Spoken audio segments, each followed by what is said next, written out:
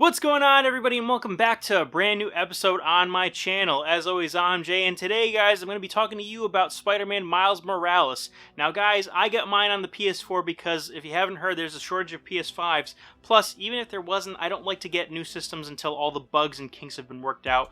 I made that mistake when I got an Xbox 360, went through 2 red rings, and ever since, I just have been a little leery about that. But anyway, guys, before I delve into anything, there are going to be some light spoilers of the gameplay and kind of story elements, so if you haven't played it, make sure you go play it and come back to this video. But if you guys don't care about spoilers, let's just jump into my review of Spider-Man Miles Morales for the PlayStation. So this game is, as its namesake says, Spider-Man Miles Morales. This time around, you are playing as Miles as he's watching over the city, since Peter and MJ have gone off on a sort of vacation assignment for the Daily Bugle, leaving you in charge of protecting the city. And as you're doing that, you're learning the ropes, you're kind of getting into your own rhythm as Spider-Man. You're seeing all the kind of, crimes and all the different things that are going around in your neighborhood, and you're actually building up and becoming and earning your stripes as a true Spider-Man, while discovering his other new powers that are actually starting to surface, including invisibility, including the Venom Sting, and bioelectricity generation, which is fantastic and awesome. And all those powers factor very much into the gameplay, which is awesome. Now, on the surface, this definitely looks like it's a reskin game, almost akin to Arkham Origins from Arkham City and everything. But in that respect, New York obviously is structurally the same, and of course the villains and whatnot are derived from previous villains that you fought in the last game, only this time instead of some of the demons, they're actually going to be Roxxon employees, and of course they're going to be convicts and everything that are escaped due to a little story point at the beginning of the actual video game where Rhino ended up breaking out and you and Peter had to stop him, essentially. And at that point, yes, there are certain things that are reskinned from the game. You're going to have the same swinging experience, you're going to have the same mechanics, things are going to work similarly.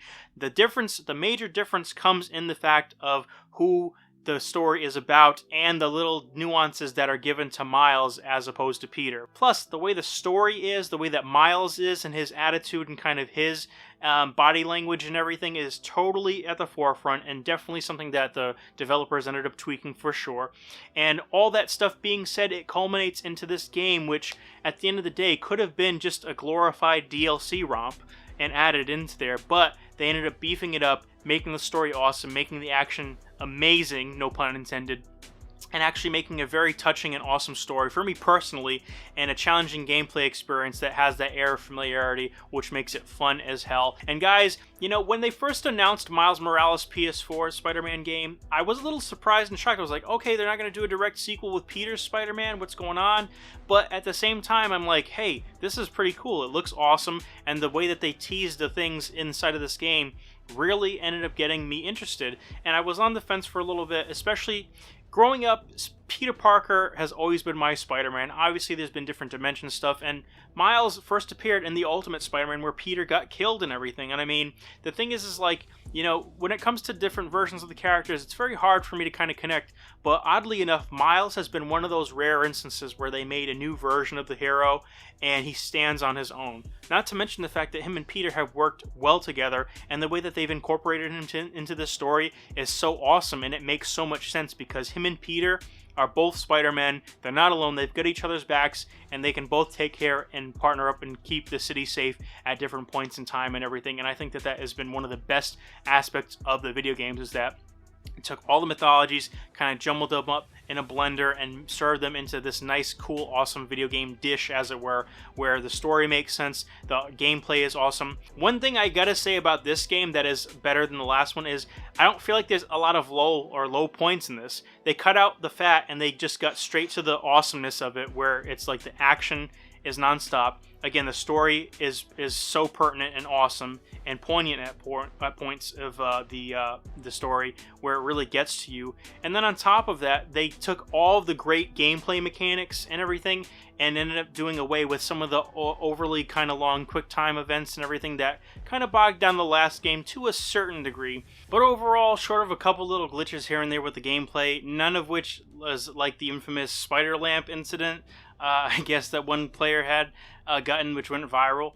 But overall, the story, the heart is there. The way that they ended up going straight for the beef, as it were, going straight to the meat and potatoes of the game and why we love it so much, has made this game like an awesome experience. and it's on par with the first game due to all the different nuances and the different story elements and all that stuff, like I said. So I definitely give this game a 4 out of 5, even if it is on the PS4. Those extra little bit of graphics and stuff that the PS5 would have and all that stuff, yada yada yada, don't detract as far as I'm concerned, and I highly recommend getting it. But overall, guys, I definitely recommend the game. Go check it out if you haven't, and if you are a fan of Spider-Man and Miles Morales in general, then this is a no-brainer, of course. And guys, as far as this goes, that's all the time that I have for today. So thank you so much for joining me. Guys, if you dug the video, like, comment, and subscribe, and make sure that if you are subbed, you hit that bell button. That way you never miss a moment of my content. And as always, guys, I'm Jay. So thank you so much for joining me. And until next time, take care. And bye.